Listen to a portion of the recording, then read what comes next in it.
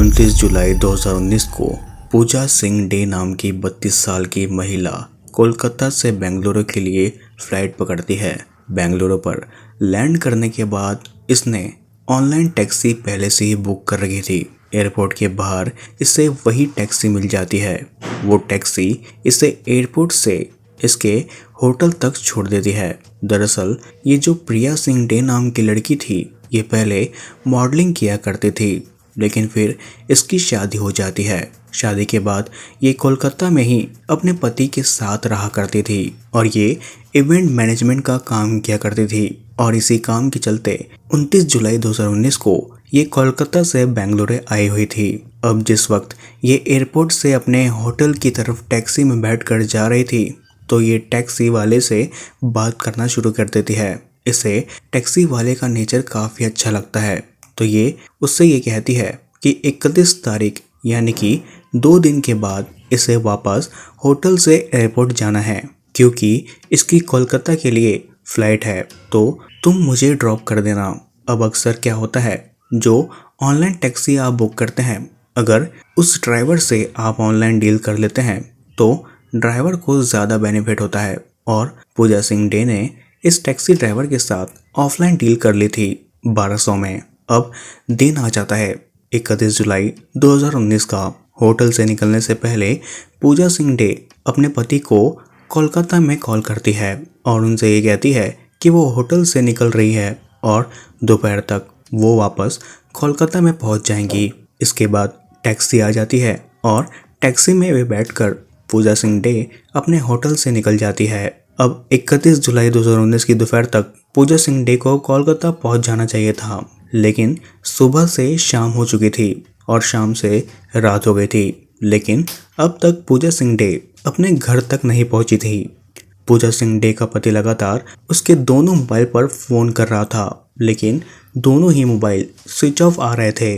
और इतना ही नहीं, बल्कि ये सब कुछ अनहोनी की तरफ आशंका करे जा रही थी। अब पूजा सिंह डे का पति पूजा सिंह डे के जितने भी फ्रेंड्स होते हैं उनसे कांटेक्ट करता है और उनसे ये पूछता है कि मेरी पत्नी पूजा आपके घर आई हुई है।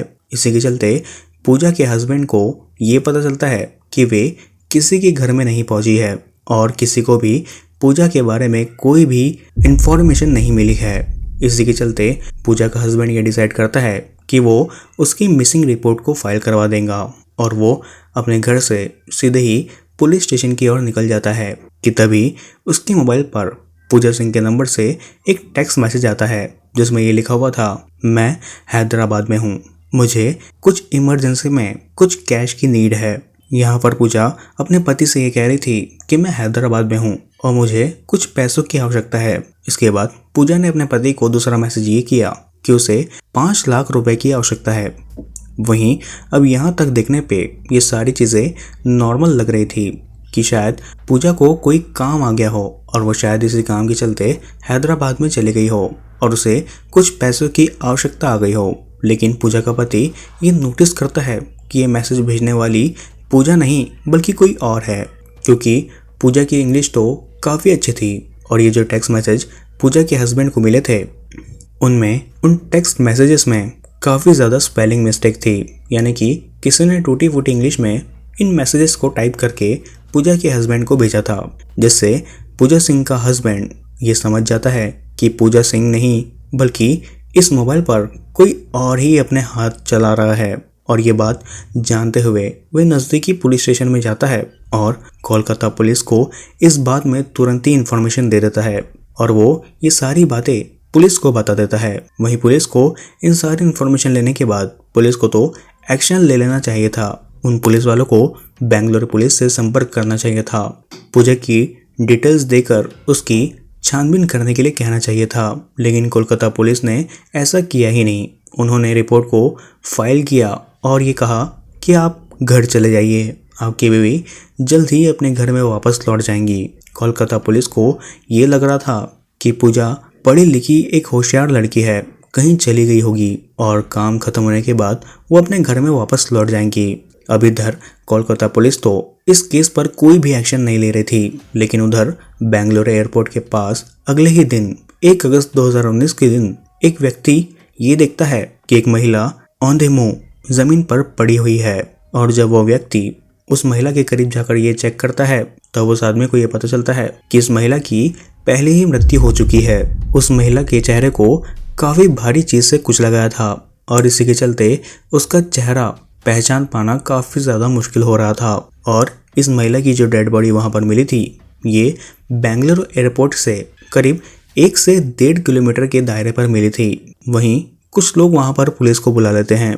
पुलिस वहां पर आती है और उस लड़की के पॉकेट वगैरह चेक करना शुरू कर देती है तो उसके पास से कोई भी आईडी नहीं मिलती है, कोई मोबाइल भी नहीं मिलता है और उसका चेहरा इतनी बुरी तरीके से कुचला गया था कि उसकी पहचान कर पाना पुलिस के लिए काफी ज्यादा मुश्किल बन रहा था। वहीं पुलिस तुरंत ही उस डेड बॉडी को पोस्टमार्टम के लिए भेज देती है और सबसे पहले पुलिस आसपास के थानों में मिसिंग रिपोर्ट को दर्ज करवा देती है, क्योंकि पिछले 24 से 48 घंटों में अगर किसी की बेटी या फिर बहन या फिर बीवी गायब हुई होगी और उनकी मिसिंग रिपोर्ट किसी ने दर्ज करवाया होगा तो पुलिस वाले इस महिला के बारे में बाकी की इंफॉर्मेशन निकाल पाएंगे। लेकिन यहाँ पर बेंगलुरु पुलिस को तो ऐसा कोई भी डेटा नहीं मिला। ऐसी किसी भी लड़की या फिर महिला की कोई भी मिसिंग रिपोर्ट पुलिस वालों को नहीं मिली। अब पुलिस इस डेड बॉडी का पोस्टमार्टम करा लेती है। वहीं इस पोस्टमार्टम रिपोर्ट में यह पाया जाता है कि इसकी मृत्यु 24 से 48 घंटों के बीच में हुई है। इसके शरीर पर 22 बार चाकू से किसी ने हमला करके उसके चेहरे पर किसी भारी चीज यानी कि पत्थर जैसी चीज से उसको कुचल दिया है ताकि इससे कोई भी पहचान ना सके। वहीं बेंगलुरु पुलिस इंतजार करती है कि इस डेड बॉडी का कोई भी क्लेम करने के लिए आएगा, लेकिन जब कोई भी डेड बॉडी को क्लेम करने नहीं आता है तो पुलिस यहाँ पर उसके फोटोग्राफ और उसके कपड़े वगैरह के सैंपल्स और डीएनए सैंपल्स को प्रिजर्व करके कानूनी तरीके से उस डेड बॉडी का अंतिम संस्कार करवा देती है। अब हालांकि पुलिस ने उस डेड बॉडी का अंतिम संस्कार तो करा दिया था, लेकिन पुलिस की टीम अब भी इस छानबीन में लगी हुई थी कि महिला आखिर कौन है और आखिर किसने इस महिला की इतनी बुरी तरीके से हत्या की थी। इसी के चलते पुलिस ये नोटिस करती है कि इस महिला ने जो कपड़े पहन रखे थे वो ब्रांडेड शोरूम के थे। उसी के सीरियल नंबर के आधार पर पुलिस बेंगलुरु के शोरूम में पहुंच जाती है और वहां पर इसी सीरियल नंबर को चेक करती है और ये ड्रेस कहां से खरीदा गया था इस बारे में पुलिस पता लगा लेती है। वहीं पुलिस उस कपड़े में दिखे गए स्टिकर के एक बड़े से शोरूम में जाकर पहुंच जाती है और जो भी सीरियल नंबर उस लड़की के डेड बॉडी के कपड़ों में प्रिंटेड था उस नंबर के डेटा को चेक करना शुरू कर देती है। तब पुलिस वालों को यहाँ पर यह पता चलता है कि ये ड्रेस बेंगलुरु से नहीं बल्कि कोलकाता से खरीदा गया था। वहीं पुलिस कोलकाता के शोरूम का एड्रेस निकाल लेती है और बेंगलुरु पुलिस सीधे ही कोलकाता में पहुंच जाती है और छानबीन करना शुरू कर देती है। तो पुलिस वाले उसी शोरूम में जाते हैं जहां पर ये सीरियल नंबर मैच कर लेता है। ये ड्रेस किस महिला ने खरीदी थी उस बारे में पुलिस उस शोरूम से डिटेल्स निकाल लेती है। वहीं बेंगलुरु पुलिस शोरूम के आसपास में जितने भी थाने होते हैं वहां की मिसिंग रिपोर्ट को चेक करती है। तो पुलिस को यहाँ पर यह पता चलता है कि पिछले कुछ दिन पहले कुछ मिसिंग रिपोर्ट फाइल की गई थी और इसमें एक मिसिंग रिपोर्ट मैच कर रही थी जो कि पूजा सिंह डे के पति ने लिखवाई थी। वहीं अब इस मिसिंग रिपोर्ट डाटा के आधार पर शोरूम से मिली डिटेल्स के आधार पर पुलिस पूजा सिंह डे के परिवार तक पहुंच जाती है। उस डेड बॉडी के फोटोग्राफ्स और उस डेड बॉडी के कपड़े के फोटोग्राफ्स को जब पूजा के हस्बैंड देखते हैं और उसके फैमिली देखती है तो वे लोग उसे पहचान लेते हैं और ये कहते हैं कि ये कोई और नहीं बल्कि पूजा सिंह डे ही है। यानी कि यहाँ पर अगर कोलकाता पुलिस सही टाइम पर एक्शन ले लेती और बेंगलुरु पुलिस से संपर्क कर लेती तो हो सकता था इसके बारे में पहले ही पता चल जाता, लेकिन बेंगलुरु पुलिस ने जो यहाँ पर कार्रवाई की उसके कारण बॉडी की पहचान हो पाई। अब पूजा सिंह डे का हस्बैंड पुलिस को सारी बातें बता देता है कि पूजा 29 जुलाई 2019 को कोलकाता से बेंगलुरु गई हुई थी और उसके बाद उसे 31 को वापस आना था, लेकिन 31 तारीख आने के बाद वो अपने घर में कभी वापस लौटे ही नहीं। इसी आधार पर बेंगलुरु पुलिस वापस बेंगलुरु आती है और सबसे पहले वो एयरपोर्ट के सीसीटीवी कैमरास को चेक करना शुरू कर देती है, जहां पर 29 तारीख को पूजा सिंह डे एयरपोर्ट से बाहर निकलते हुए दिखती है और वो एक टैक्सी में बैठकर निकल जाती है। जिसे उसने ऑनलाइन बुक किया था। अब सीसीटीवी कैमरे में उस टैक्सी का नंबर आ जाता है। तो उसके बाद इस नंबर के आधार पर पूजा सिंह डे के मोबाइल के डेटा के आधार पर पुलिस पता लगा लेती है कि उसने एक ऑनलाइन ओला टैक्सी को बुक की थी। और फिर तुरंत ही पुलिस उस ओला कैब ड्राइवर की डिटेल्स निकाल लेती है। वहीं पुलिस के आगे एक चौंकाने वाला खुलासा सामने आता है कि उस टैक्सी ड्राइवर ने पूजा सिंह डे की बुकिंग के बाद एक भी बुकिंग नहीं ली थी। यानी कि उस दिन के बाद से उसने अपनी गाड़ी बुकिंग में चलाई ही नहीं थी। जिसके बाद पुलिस को यहाँ पे शक होता है कि हो ना हो पूजा सिंह की हत्या के पीछे ये टैक्सी ड्राइवर ही हो सकता है। पुलिस उसके मोबाइल को ट्रैक करती है और जल्दी इस टैक्सी ड्राइवर को अरेस्ट कर लेती है।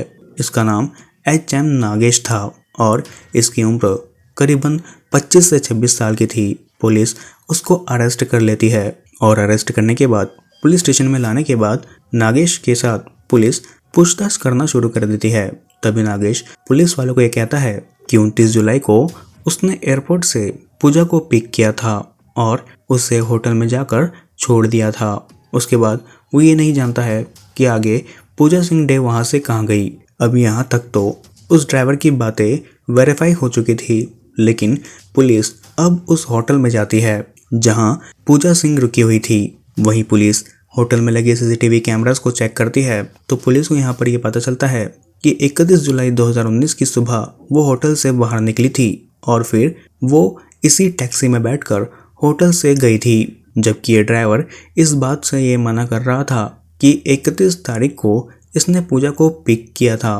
और यहीं पर पुलिस को डाउट होता है और पुलिस सख्ती से जब इस ड्राइवर से पूछताछ करना शुरू करती है तो सारी सच्चाई खुलकर सामने आ जाती है। अब यहाँ पर HM नागेश नाम का ये टैक्सी ड्राइवर जो था ये पुलिस वालों से ये कहता है कि 29 जुलाई 2019 के दिन इसे ऑनलाइन बुकिंग मिली थी जिसमें पूजा सिंह डे नाम की एक महिला उस टैक्सी में एयरपोर्ट से बैठी थी और उसने उसे होटल रूम तक छोड़ा था। इसी दौरान ये नोटिस करता है कि पूजा सिंह के पास तो दो मोबाइल है।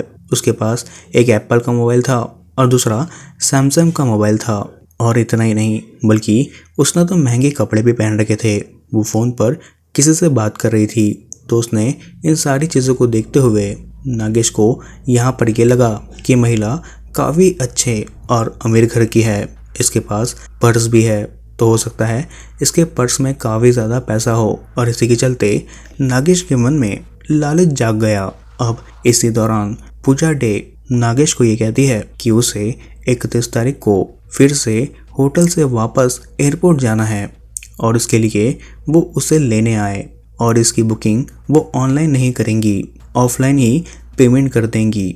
वहीं यहाँ पर नागेश के मन में यहाँ पर ये ख्याल आता है कि यहाँ पर इसकी बुकिंग ऑनलाइन नहीं होगी तो वापस जाने की तो इसका कोई भी रिकॉर्ड कैप्चर नहीं होगा। और यहीं पर नागेश पूजा सिंह डे को लूटने का प्रोग्राम बना लेता है। वहीं 31 जुलाई 2019 को ये पूजा सिंह डे को अपनी टैक्सी में बिठाता है, लेकिन इस बार इसने पहले से ही अपनी गाड़ी में एक चाकू रखा था। वहीं कुछ ही दूर जाने के बाद ये उसे एक सुनसान इलाके में ले जाता है और उसे चाकू की नोक पर उसके साथ लूटपाट करने की कोशिश करना शुरू कर देता है। इसके दोनों मोबाइल छीन लेता है और उसके क्रेडिट कार्ड और ATM कार्ड भी छीन लेता है। उस कैब ड्राइवर को ये उम्मीद थी कि उसके पर्स में काफ़ी ज़्यादा कैश मौजूद होगा, लेकिन यहाँ पर नागेश की सफलता तो नाकामयाब हो गई क्योंकि पूजा सिंह डे के पास तो कुछ भी कैश नहीं था, केवल 500 रुपये थे। और जब नागेश ये 500 रुपये देखता है तो वो काफ़ी ज़्यादा भड़क जाता है क्योंकि उसकी उम्मीद में पानी फिर चुका था और इसी के चलते वो पूजा से मारपीट करना शुरू कर देता है। और जब पूजा अपने आप को बचाने की कोशिश करती है और बार बार जब ये कहती है कि मैं तुम्हारी कंप्लेंट पुलिस में करके तुम्हें जेल में बंद करवा दूंगी, तब नागेश काफ़ी ज़्यादा डर जाता है और वो पूजा सिंह डे की हत्या करने का प्लान बना लेता है।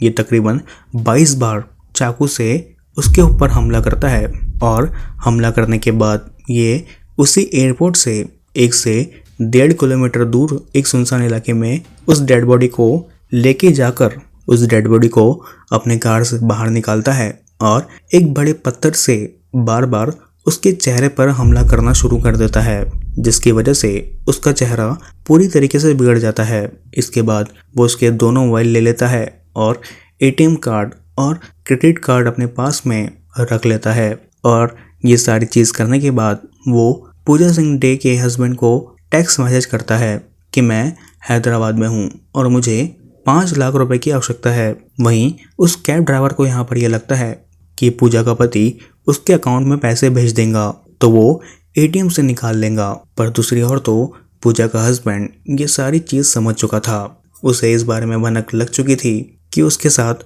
फ्रॉड हो रहा है। उसके पत्नी के मोबाइल से कोई उसे मैसेज कर रहा है। वहीं यहाँ पर वह कैब ड्राइवर डेड बॉडी को एयरपोर्ट से 1 किलोमीटर दूर जाकर फेंक देता है और इसके बाद वो वहाँ से फरार हो जाता है। और ये कांड करने के बाद इस दिन के बाद से वो कोई भी बुकिंग नहीं लेता है ताकि आगे इस पर कोई भी शक न कर पाए। लेकिन इस केस में बेंगलुरु पुलिस सारे सच को बाहर ला लेती है और उस अपराधी को पकड़ लेती है। इस वीडियो के अंत में मैं बस यही कहना चाहूँगा कि ये केस मुझे काफ़ी ज़्यादा ब्रूटल लगा। एंड अगर आप लोगों को ऐसे ही क्राइम डॉक्यूमेंट्री या फिर ट्रू क्राइम स्टोरीज देखना पसंद है तो आप लोग आज ही हमारे चैनल क्राइम ट्यूब को सब्सक्राइब कर बेल आइकन प्रेस कर लीजिए। मैं मिलता हूँ अगली नेक्स्ट क्राइम डॉक्यूमेंट्री वीडियो के साथ। तब तक के लिए stay safe, stay healthy and stay alert.